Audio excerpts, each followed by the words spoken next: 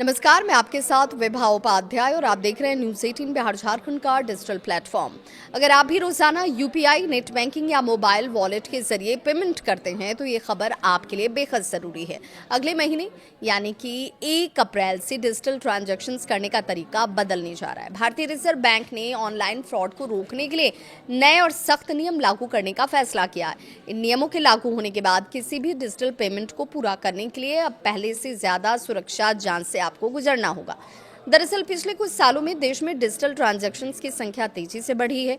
UPI, net banking और mobile wallet के जरिए हर दिन करोड़ों लोग भुगतान कर रहे हैं। लेकिन इसके साथ ही साथ ऑनलाइन फ्रॉड और साइबर ठगी के मामलों में भी तेजी से इजाफा हुआ और इसी खतरे को देखते हुए भारतीय रिजर्व बैंक ने अब डिजिटल पेमेंट सिस्टम को और ज्यादा सुरक्षित बनाने का फैसला लिया है। आरबीआई के नए नियमों के मुताबिक अब सभी डिजिटल ट्रांजैक्शंस के लिए 2 फैक्टर ऑथेंटिकेशन यानी कि 2FA अनिवार्य होगा। सरल भाषा में अगर इसे समझें तो अब किसी भी ऑनलाइन पेमेंट को पूरा करने के लिए आपको 2 अलग-अलग चरणों में अपनी पहचान साबित करनी होगी।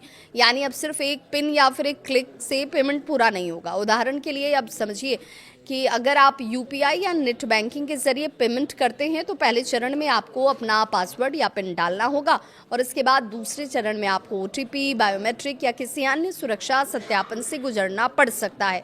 इसका मकसद ये सुनिश्चित करना है कि ट्रांजैक्शन वास्तव में उसी व्यक्ति द्वारा किया जा रहा है जिसका ये अकाउंट है।